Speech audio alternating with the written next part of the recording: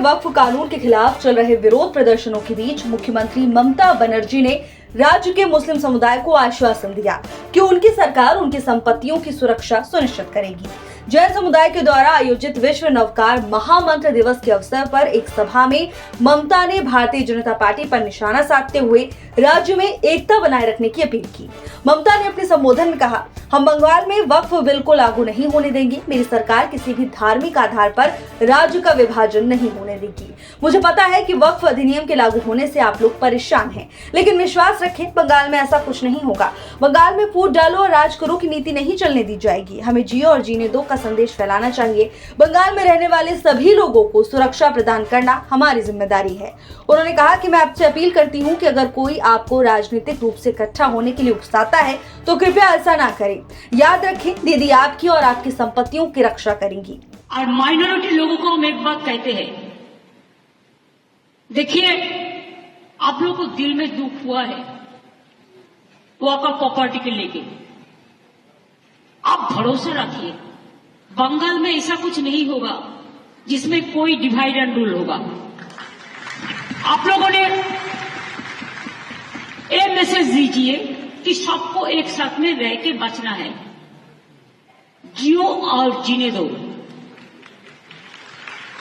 इसके लिए बेसमाल होने का बात नहीं है। बांग्लादेश का बॉर्डर का सिचुएशन अब देखो, अभी नहीं करना चाहिए था, लेकिन हार्डली कुछ करने से कभी कभी दिक्कत भी हो जाता है। हमारा लिए दिक्कत है कि हमारा इधर में 33% माइनॉरिटीज है,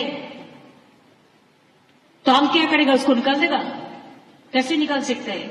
ये तो आज नहीं, आजादी का टाइम से है।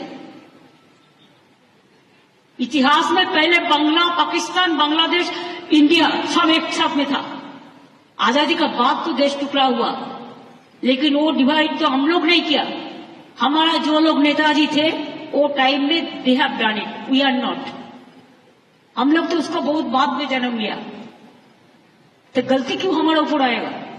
और जो रहेगा उसको प्रोटेक्शन देना हमारा काम है।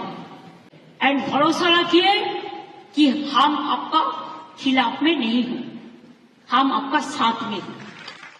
अगर हम एकजुट रहेंगे तो हम सब कुछ हासिल कर सकते हैं। सीएम बनर्जी ने आगे कहा कि कुछ लोग मुझसे पूछते हैं कि मैं सभी धर्मों के धार्मिक स्थलों पर क्यों जाती हूँ। मैंने हमेशा कहा कि मैं जीवन भर वहाँ जाती रहूंगी। आप मुझे गोली मार सकते हैं, लेकिन आप मुझे एकता से अलग नहीं कर सकते। बांग्लादेश की स्थिति को देखें, मुझे विश्वास है कि वक्फ कानून को भी पारित नहीं किया जाना चाहिए था। बंगाल में विभाजन नहीं होगा। हमें जियो और जीने दो का सिद्धांत अपनाना होगा। अगर किसी को मेरी संपत्ति लेने का अधिकार नहीं है तो मैं कैसे कह सकती हूँ कि किसी और की संपत्ति ली जा सकती है? हमें 30% मुसलमानों को साथ लेकर चलना होगा। याद रखें, दीदी आपकी संपत्तियों की सुरक्षा करेंगी। उन्होंने कहा कि हमारा उद्देश्य किसी को बांटना नहीं बल्कि जोड़ना है। जब हम एकजुट रहेंगे तो देश तरक्की करेगा। हमारी नीति हमेशा जियो और जीने दो की रही है। कुछ लोग बंगाल को बदनाम करने की कोशिश कर रहे हैं, कह रहे हैं कि मैं राज्य में हिंदू धर्म की रक्षा नहीं करती, तो फिर हिंदू धर्म की रक्षा कौन कर रहा है? मुझे गर्व है कि बंगाल में अल्पसंख्यक समुदाय भी हिंदू त्योहारों को मनाता है। ये बंगाल है और यहाँ सभी धर्मों का सम्मान किया जाता है। गौरतलब है कि संसद के दोनों सदनों में वक्फ संशोधन विधेयक 2025 पारित होने के बाद राष्ट्रपति द्रौपदी मुर्मू की मंजूरी से कानून अब देश भर में लागू हो चुका है, लेकिन इसके बावजूद अभी भी इसको लेकर सियासी बयानबाजियां जारी हैं।